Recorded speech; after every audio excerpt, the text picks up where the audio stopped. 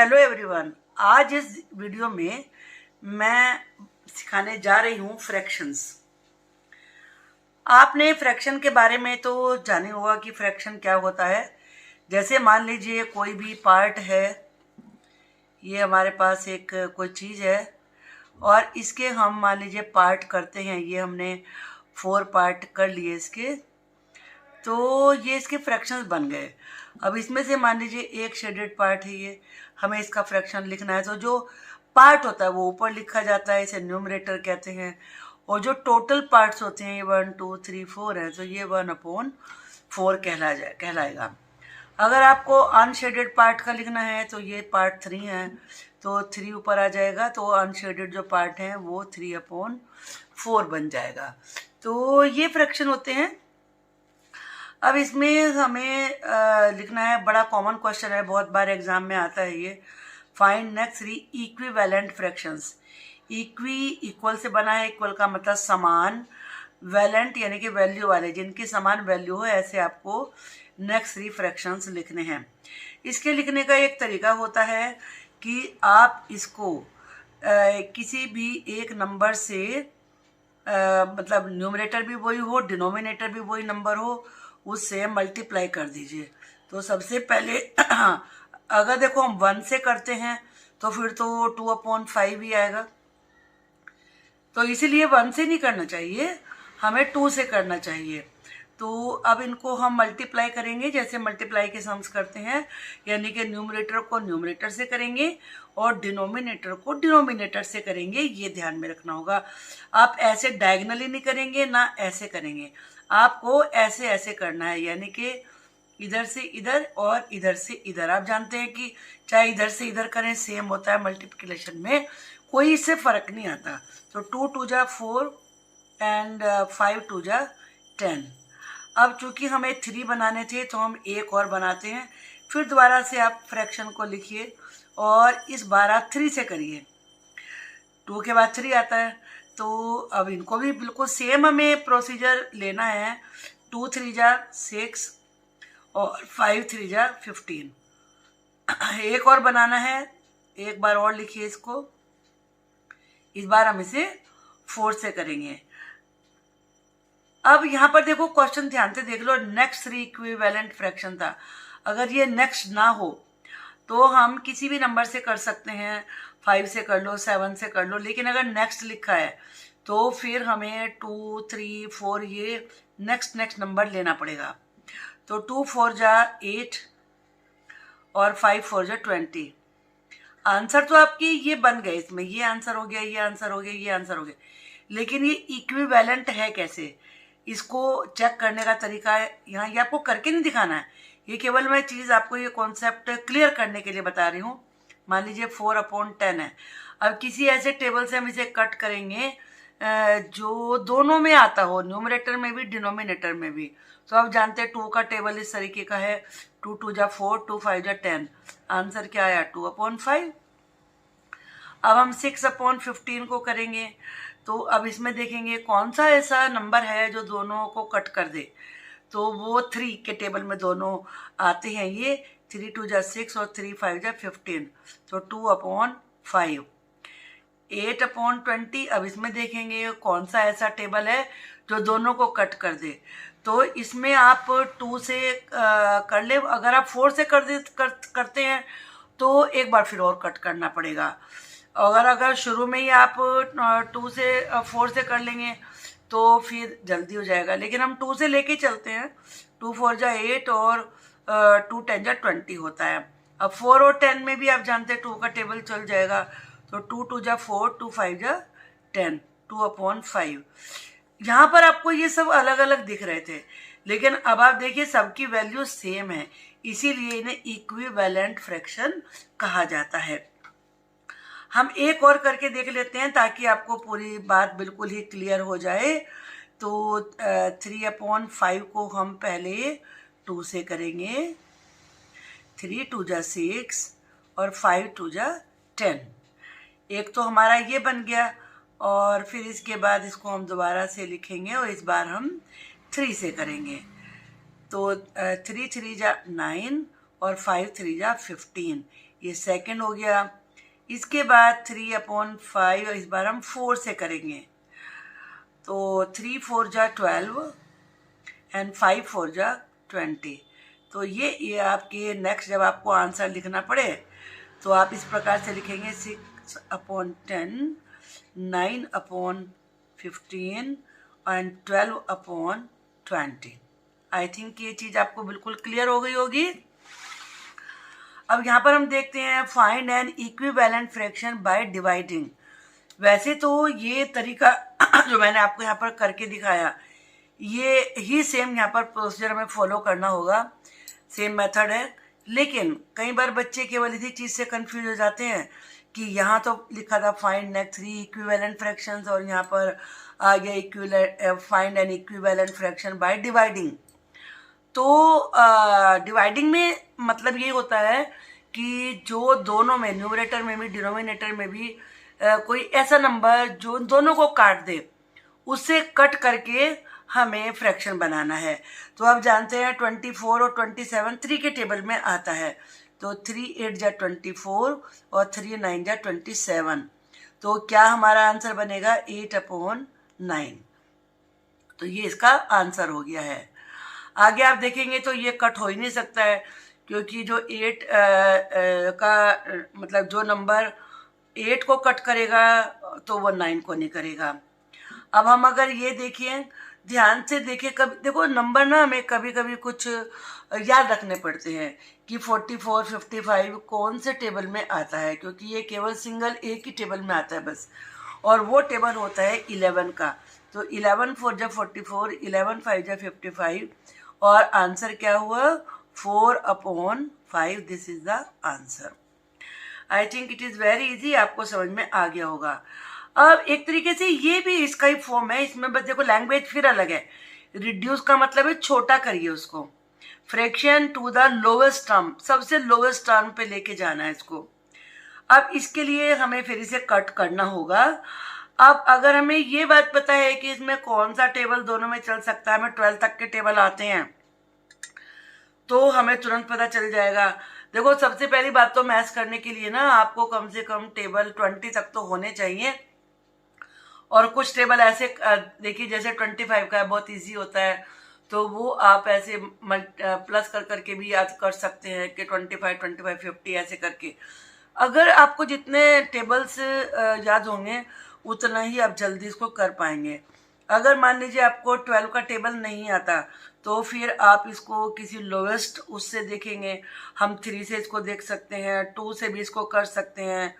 तो मैं आपको 2-3 तरीके से बताती हूँ कि मान लीजिए हमने इसे पहले 2 से करना है, तो 2 4 जा 8 और 2 2 जा 4।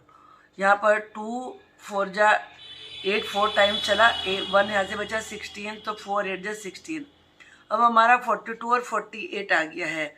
इसको अगर हम देखें 42 और 48 कौन से एक टेबल में आ सकता है और हमें नहीं समझ में आ रहा है, तो 8 का तो आपको पता है ना कि 8 तो 2 के टेबल में आता है, 2 भी आता है, ये 2 से डिवाइजेबल है। तो 2 2 जा 4 और 2 1 जा 2, यहाँ भी 2 2 जा 4 और 2 4 जा 8। अब इसके बाद 21 और 24, ये तो अब लोवेस्ट में आ गया है। आपको खुद पता चल जाएगा कि 3 के टेबल में आते हैं ये, तो 3 7 जा 21 और 3 8 जा 24, और आगे 7 और 8 किसी एक टेबल में नहीं आते, दोनों ये किसी भी नंबर से डिवाइजेबल नहीं है।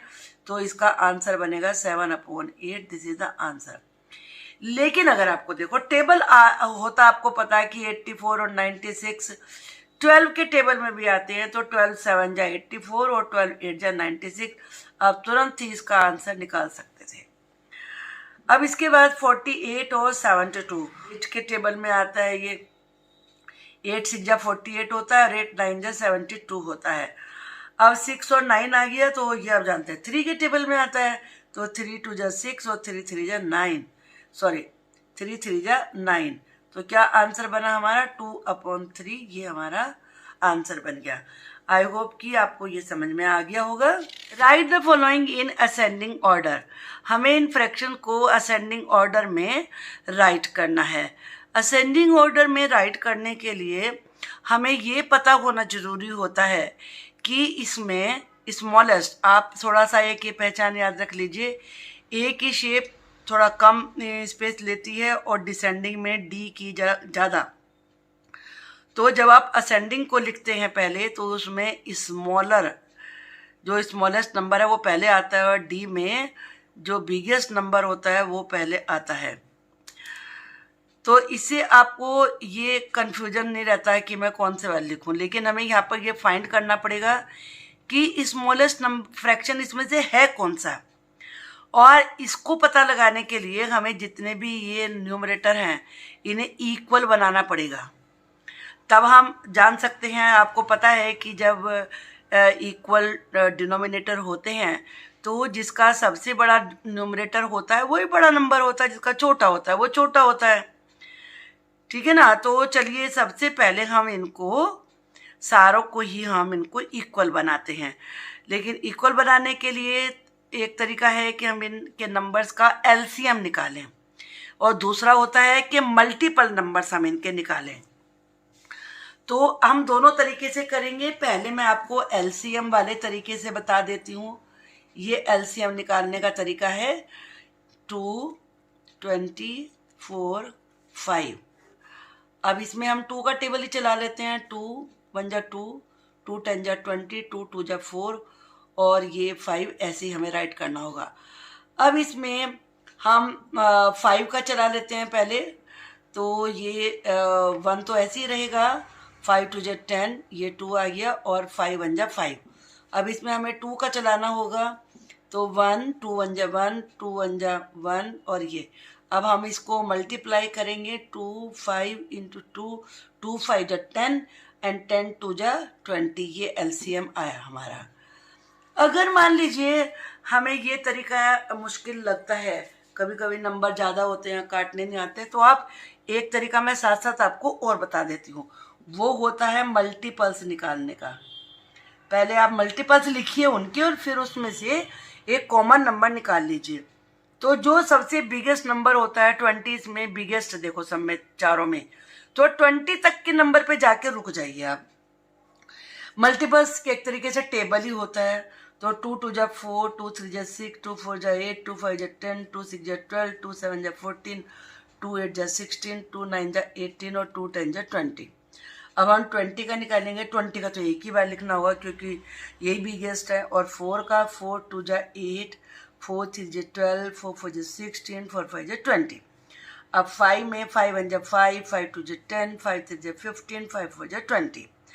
अब हमें इन चारों में ये देखना है कि एक नंबर सब में आना चाहिए चारों में। तो ये यहाँ है, ये यहाँ है, ये यहाँ है, ये यहाँ है। तो इसका जो हमने कॉमन निकाला वो क्या हुआ 20। देखो इस तरीके से भी 20 आया, इस तरीके से भी 20 आया। कोई भी तरीका जो आपको कन्वीनियंट लगे आप उससे कर सकते हैं। अब आगे का मैं तरीका बताती हूँ।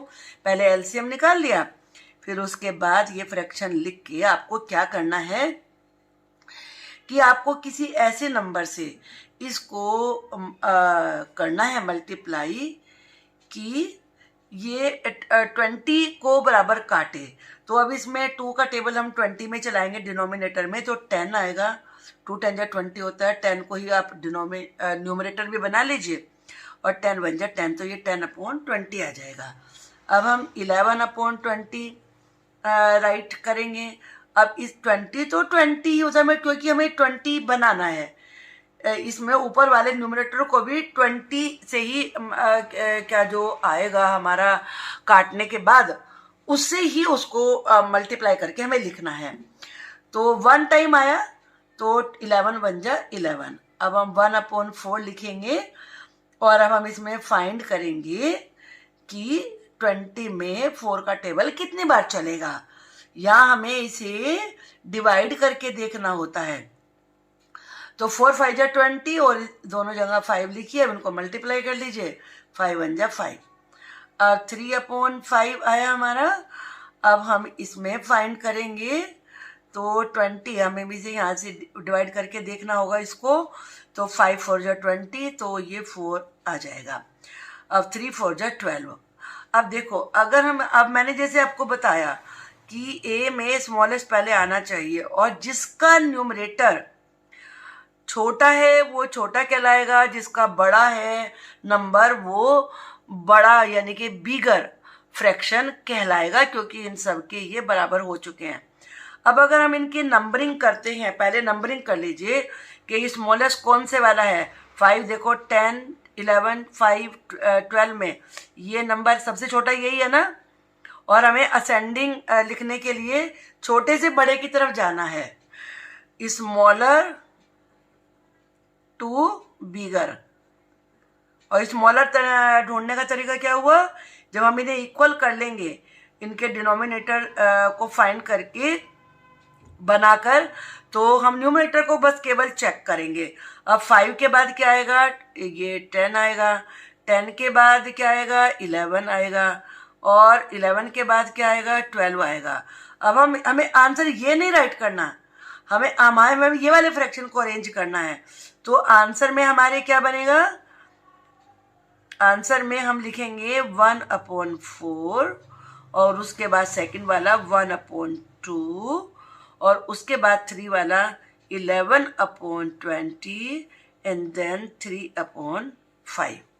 आई होप कि आपको ये समझ में आ गया होगा। नेक्स्ट वीडियो में मैं और आपके लिए क्वेश्चन इजी तरीके से समझाने के लिए लेकर आऊंगी। Thank you for watching the video.